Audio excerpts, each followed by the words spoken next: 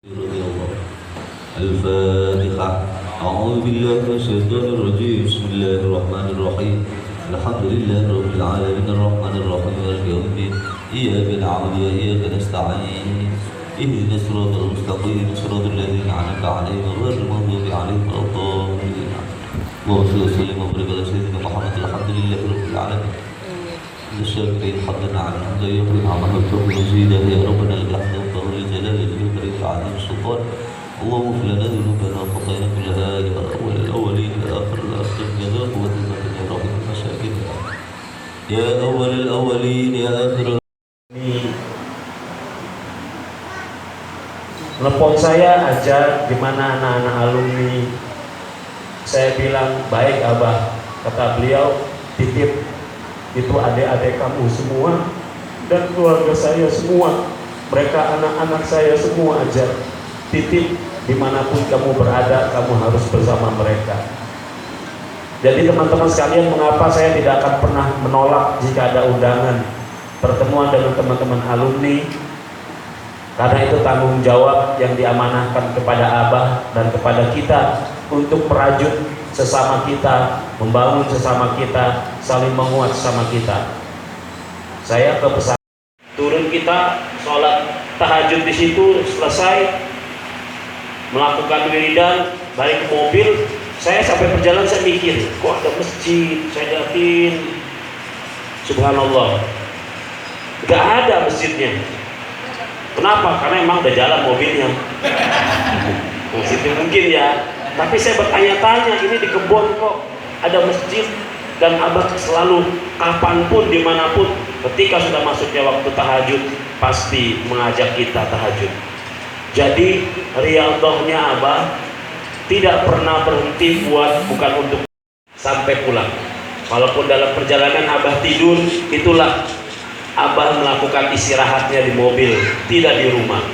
Tapi begitu sadar bangun langsung baca lagi. Dan setiap perjalanan pasti cari masjid di jam 2. Pada suatu perjalanan kami jalan Brebes Kerawang waktu itu, di antara itu pulang ceramah, tiba-tiba kami berada di suatu tempat di perkebunan tebu. Terus abah bilang begini, cari masjid kita sholat tahajud. Saya bilang, abah ini kita di pertengahan kebun, ada di akhir bukan di tengah-tengah. Satu itu. Kenapa yang kedua Al-Baqarah, yang ketiga Ali Imran, An-Nisa dan sebagainya? Itu semua adalah kembali kepada karakter kita. Nih anak-anak kita yang lagi duduk nih, tiduran nih, kakinya ke atas, itu udah ada karakter Al-Quran. Pertanyaannya lagi, ini mungkin ada orang menganggap klinik. Enggak klinik. Kenapa Allah wali? Dulu saya nggak pernah bertanya, tanya tanggal lahir berapa, sekian-sekian.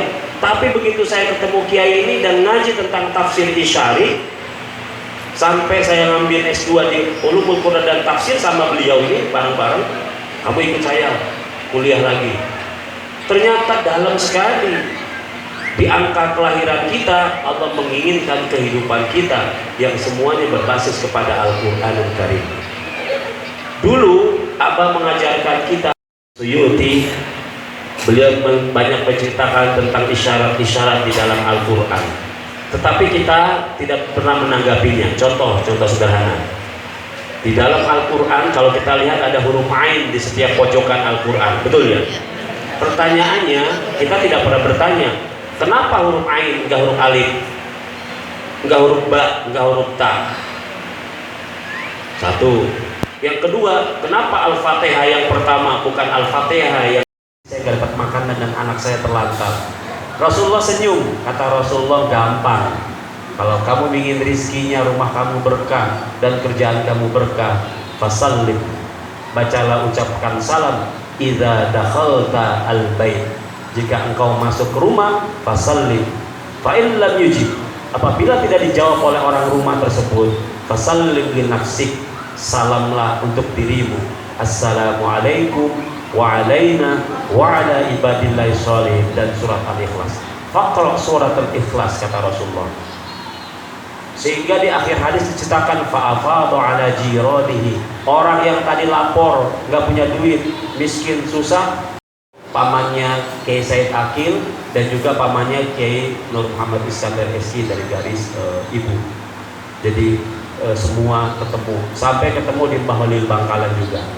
Nah, saya diajarkan itu, ajar kalau masuk ke rumah baca assalamualaikum warahmatullahi wa ala ibadillah sholihin surat Al-Ikhlas. Masuk tanah kosong, masuk kontrakan kosong, kalau mau ngapain, pegang aja itu, diniatin. Saya dulu bingung, maksudnya apa ya? Ternyata di hadisnya begini. Dari Sahal bin Sa'ad, ja'a rajulun ilan nabi, syaka'an fakrihi. Beliau ini datang kepada Rasulullah, ya Rasulullah, saya miskin ya Rasulullah. Kenapa abang ngajarkan kita baca surat Waqiah, Tabarok, Al-Insan, dan sebagainya, bolak-balik.